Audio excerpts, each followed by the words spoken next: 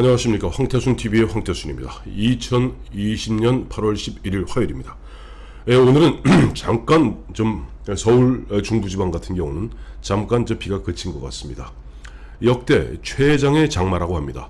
오늘로서 49일째 기나긴 장마가 계속되고 있는 가운데 사상 초유의 엄청난 어떤 수재민이 발생했고, 또 보면은 한 2만 가구가 넘는 2만 채가 넘는 모든 시설들이 무너졌다고 합니다. 그런데 사실은 그보다 더 큰 문제가 하나 생겼습니다. 대한민국의 선장인 대통령 문재인 대통령이 그야말로 어떻게 보면 인지 부조와 증상을 보이고 있는 것이 아닌가 하는 그런 어떤 의심을 지울 길이 없는 그런 사태가 어제 벌어졌습니다. 어제 수석 및 보좌관 회의에서 지난번 6.17, 7.10, 또 8.4, 최근에 21차, 22차, 23차 부동산 대책을 놓고 딱 일주일 됐네요. 8월 4일부터 8월 11일이니까, 오늘 일요일이니까, 오늘 화요일이니까 7일 됐는데 어제 이제 수석 및 보좌관 회의에서 거기에 대해서 종합 대책의 효과가 서서히 나타나고 있다. 집값 상승세가 진정되는 양상을 보이기 시작했다. 정부가 책임지고 주거의 정의를 실현해 나가겠다. 보유세 부담을 높였지만 낮은 수준으로 OECD의 절반 정도이다. 그러면서 야당과 언론을 향해서는 갈등을 부추기거나 불안감을 키우지 말라라고 경고했습니다. 이와 같은 문재인 대통령이 어제 발언 놓고 대표적으로 세 사람의 이야기만 소개해드리도록 하겠습니다. 첫 번째, 김근식 교수죠. 김근식 교수는 아니 무슨 달빛이 좋아서 달나라에 사느냐, 어디 딴 나라 세상 이야기하고 있느냐. 또 김종인 미래통합당 비대위원장은 대통령이 감이 없다. 참 점잖은 표현이에요. 감이 없다. 안철수 국민의당 대표는 대통령이 국민의 염장을 지르고 있는 것이냐. 좀 더 생경하죠. 그렇습니다. 지금 종합대책의 효과가 서서히 나타나고 있고 집값 상승세가 진정되는 양상을 보이기 시작한다. 이 부분에 대해서 전문가와 시장은 한마디로 콧방귀를 끼고 있습니다.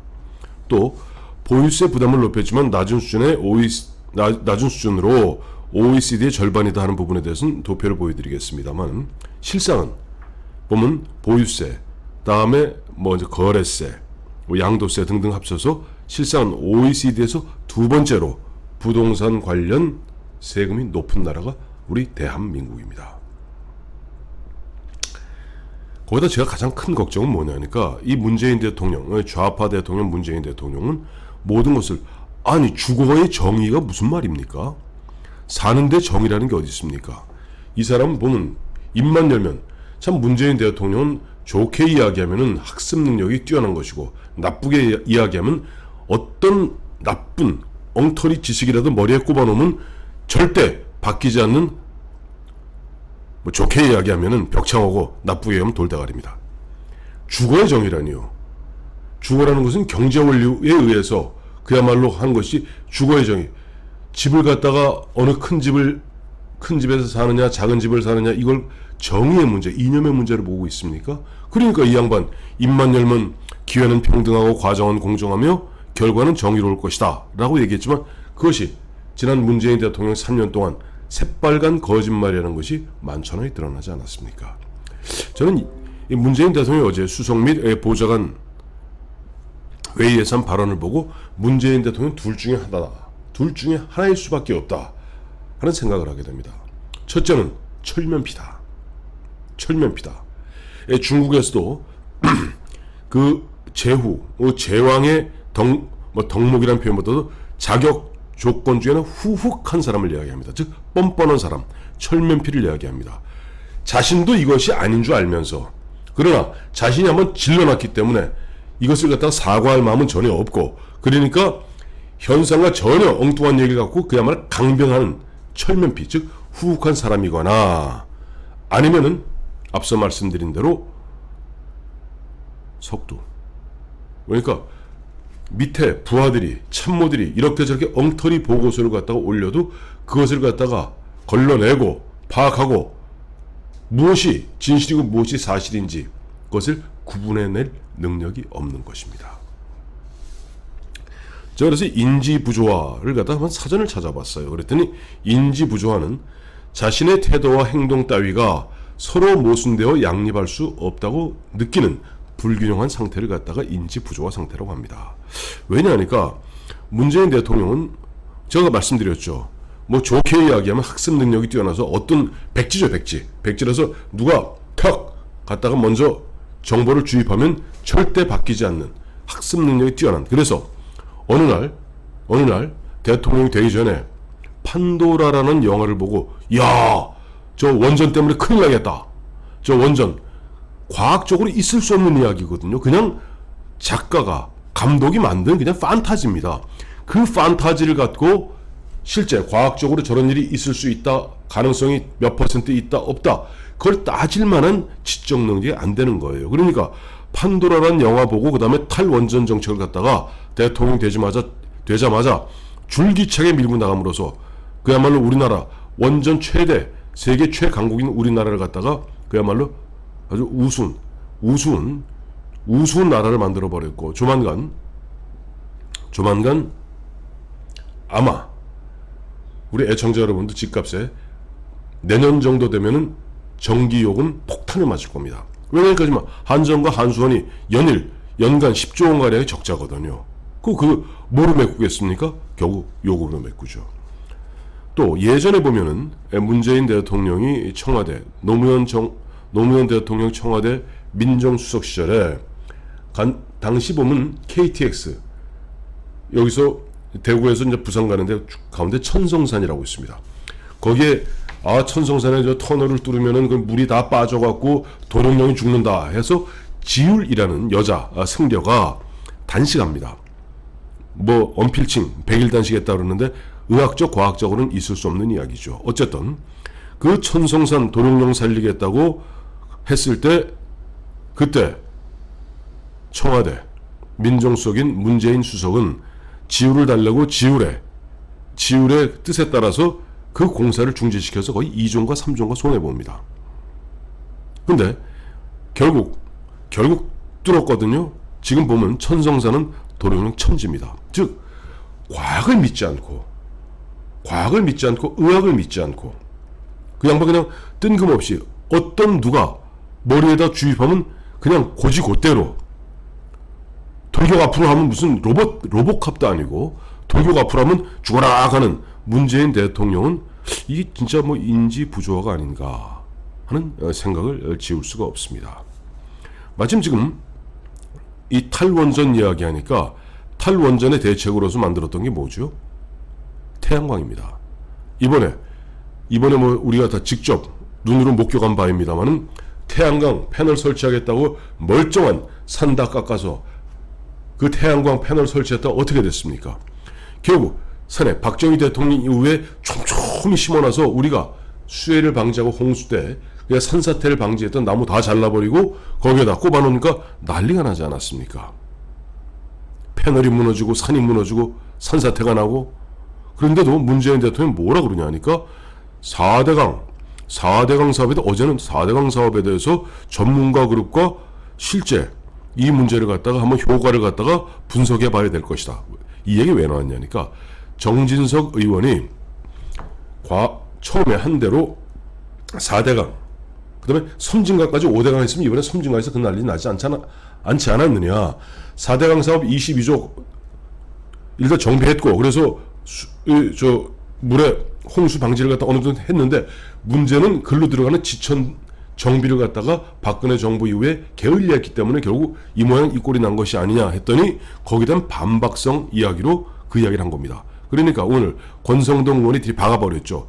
문재인 대통령 그렇게 자신 있으면 당장 이번 수해 끝나고 나면은 수해 복구 끝나고 나면 4대강 다 때려 부숴라. 때려 부수고 그 다음에 그 4대강 다 때려 부수고 그 후과는 당신이 책임져라. 얘기했는데 전 권성동 의원의 이 말에 전적으로 동의합니다. 그렇게 자신 있으면 이리저리 간보지 말고 때려 부수든지 그것도 아니고 계속 결국 자기네들 좌파 운동권 친구들 허인회 같은 친구들이죠.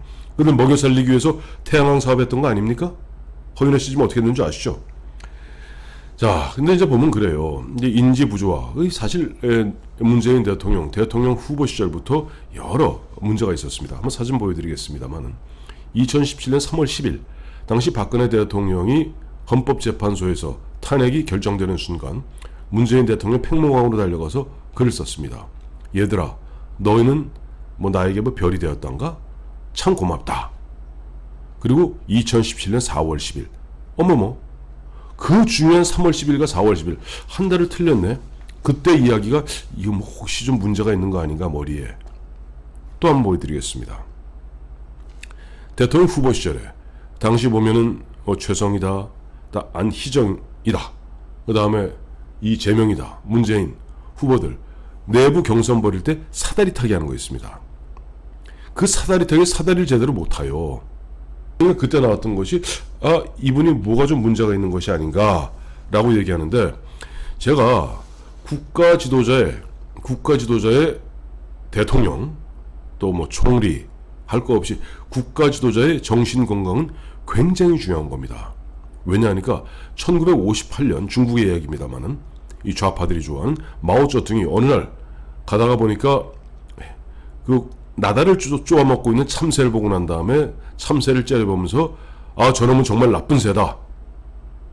저놈 때문에 인민들이 굶주린다. 참새를 잡아라.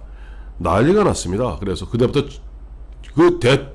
그 마오 주석의 한마디에 당이 전체적으로 움직이기 시작하고 꽹가리 참새 어떻게 잡았냐니까 일일이 잡는 게 아니라 날아다니는 참새가 못 앉게 매서 꽹가리 치고 해서 지쳐서 참새가 떨어지게 해서 거의 2억 마리의 참새를 갖다가 흔한 얘기를 참살해버립니다. 그 결과 어떻게 됐어요? 그 결과 3년 사이에 왜 참새가 나다를 쪼아먹는 게 아니라 원래 참새는 해충을 쪼아먹거든요. 메뚜기를 쪼아먹고 뭐 바구미를 쪼아먹거든요. 그 참새가 없어지니까 해충이 창궐해서 그 다음에 대기근이 들고 그로 말미암아 중국의 인민 3천만 명이 굶어 죽습니다. 대아사죠. 이게 오죽했으면 1958년 3년 후인 1961년에 왜? 참새가 씨가 말랐으니까 당시 중국이 소련으로부터 참새를 수입까지 합니다. 이만큼 대통령의 정신건강은 정말 중요한 겁니다. 그래서 뭐 현직 대통령은 아닙니다만은 전직 대통령이었던 레이건 대통령, 그러니까 레이건 대통령이 1989년 1월까지 대통령을 했습니다. 8년을 대통령했고 대통령 그만둔 지 5년 후인 1994년 11월에 자신이 미국 국민에게 참 감동적인 방송을 합니다. 사실은 나는 뇌의 퇴행성 질환인 의식의 혼탁과 기억장애인 알츠하이머 진단을 받았다. 앞으로 내가 사랑하고 내가 사랑하는 미국과 내가 사랑하는 미국 국민들을 내가 기억에서 점점 잊어버릴지도 모른다. 내가 그러기 전에 그나마 내가 정신이 있을 때 내가 이와 같은 알츠하이머의 진단을 받았음을 고백한다 라고 얘기합니다. 물론 레이건 대통령 그로부터 3년 후인 97년쯤 되면 거의 중증 알츠하이머로 들어가게 되고 결국 2004년에 서거하시게 됩니다. 레이건 대통령, 미국 국민이 역대 어떻게 보면 링컨이나 또 워싱턴 대통령보다 더 존경하고 어떻게 보면 더 사랑하는 great 아주 위대한 소통자로서 레이건 대통령을 갖다가 기억하고 있죠. 위대한 소통자 레이건 대통령은 자기가 퇴임 후에도 자기의 정신 건강마저도 경우에 따라서는 솔직하게 국민들에게 고백하고 양해를 구하는 그런 모습을 보였기 때문에 영원히 미국 국민들 가슴에 남아있는 것이죠.